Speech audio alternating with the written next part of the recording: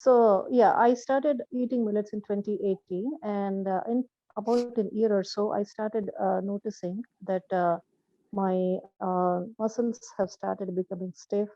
There was inflammation in my joints, and at that time, I had stopped taking milk completely, and I stopped taking all my vitamin supplements, as you had mentioned, sitting in the sun 1 hour in the morning, 1 hour in the evening, and Yeah, drinking a lot of buttermilk and stuff. Tea, coffee, I don't drink at all, but I even gave up milk. And then when all these aches and pains started, we went to the doctors to see, and they checked my levels. My vitamin D level was in single digits, and so was yeah, my B12 and all the yeah, B related vitamins. So I was thinking that I'm doing millets, and why did this happen to me? So then the pains were so bad, and so the Western doctors have diagnosed it as fibromyalgia, and mm, the Ayurvedic doctor says it's some sort of degeneration, or it's like because my whole system has become very sensitive. I sit for 5 minutes, with my back against the chair, it starts hurting.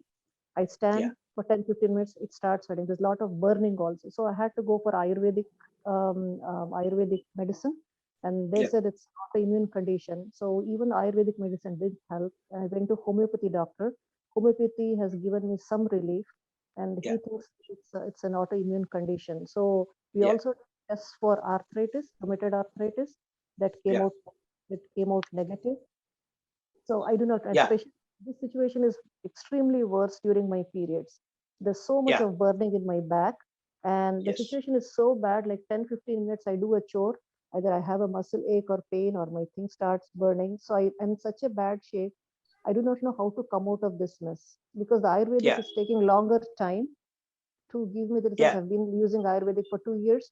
What has given me some relief is homeopathy. So I want now. So what I did was 1.5 years ago, when this problem started, they said don't take millet 2 times. So I stopped taking millet the second time instead of having chapati or dosa or something very light. So I gave it up for a couple of months, and then I found out that my sugar levels were getting elevated. I came back to eating millets like three or four times a day, but they're too once. So I do not know. I'm not seeing an end to this mess. How should I come okay. out of this? Can I speak? Yeah. First thing is you have to be on Ambali for more than 10 to 12 weeks. Ambali, I think you have not taken. First, right now, start with Ambali for 10 to 15 weeks, all the time Ambali, and then you can eat everything. And you have, I don't know where I did not hear you mentioning the sesame seed. Yeah, I So did. if you I sesame seed, toddy palm jaggery laddu once a week Yep. or twice a week, you please go ahead. And the ambali should start setting in all the problems right. And important thing is homeopathy does have good medicines. Yeah, if you follow a good homeopathy doctor, there should be much easy way of getting out of this problem. Yes, there are certain complicated conditions, and you can follow the protocol to follow for you is the thyroid, PCOD, hormone imbalance. That particular protocol, if you follow, you should start getting the result in a matter of 3 months to 6 months So without the any problem. Yeah. yeah. So what I've been advised is, I've been advised by my Ayurvedic doctor not to eat anything fermented. I'm not allowed to eat yogurt. I'm not allowed Yeah, to yeah, eat. yeah, yeah. But we for sure see Ayurveda people always are all not happy with the food that is left for more than 8 hours or something. There is a fundamental difference between me and all the Ayurveda doctors.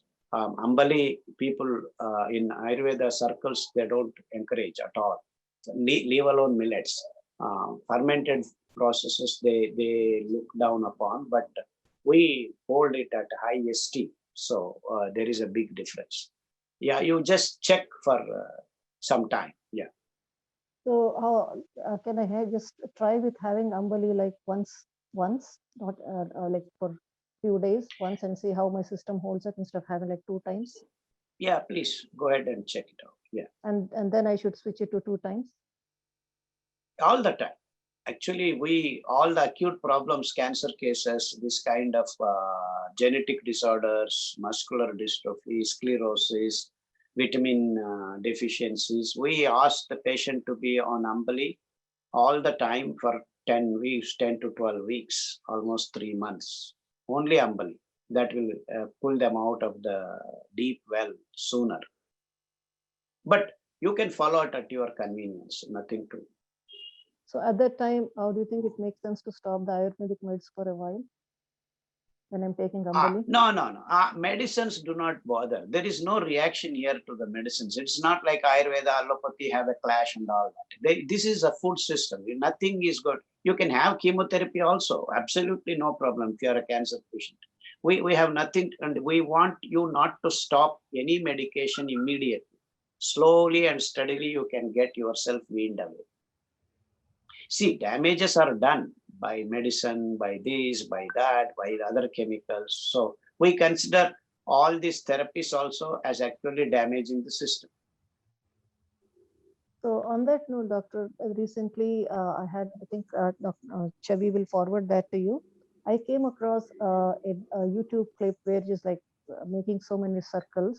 There is a doctor called Dr. Anil Dogre. I don't know if you had a chance to see his videos. So what he's recommending is he has a mother tincture and he has an extract from it. And what he says is if you put that extract on your belly button, like 3-4 drops of it, and then rub your belly.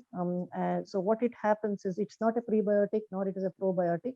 What it does is it creates an environment inside your belly so that the natural bacteria, natural gut bacteria enhances itself. Do you have any comments on that? Do you know of any No, such? yeah. I do have a comment. It's good condition that it creates, but then where are the bacteria coming from? If you're eating rice, wheat, and all antibiotic-ridden food, you're eating vegetables that are grown in industrial way and eating meat, milk. Where is the uh, probiotic condition? So the best probiotic condition we have done experiments in the last 20 years is the ambali, khamir of different grains. Very simple. Yeah, You what can they're do that. You can still do what he says because because that I have not done. It may be true.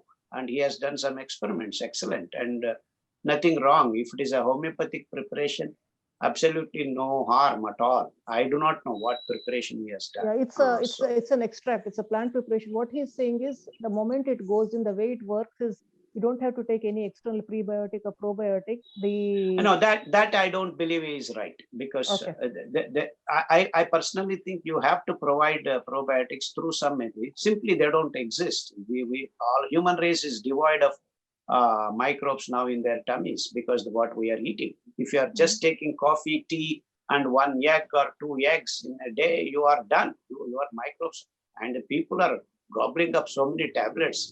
Every individual on an average is taking 10 antibiotics in a year. So where is the question of having any microbes left out? That's absolute nonsense. If he is naive, if he says that just take this drop and all the microbes come back, he is naive. So what do you classify my condition as, doctor? It seems to be a combination of couple of things. Yeah, that's what most of it has started with hormone imbalance. So just Yeah. go and follow the protocol. Very simple. Okay. Thank you, doctor. Yeah, things look complicated, but then when you see it's all started with your hormone imbalance. So do that. Because during my regular menstrual periods, the problem is at its peak. It just I flows know up that. like that. I know that. I have heard what you said, each and every sentence. Yeah, thank you.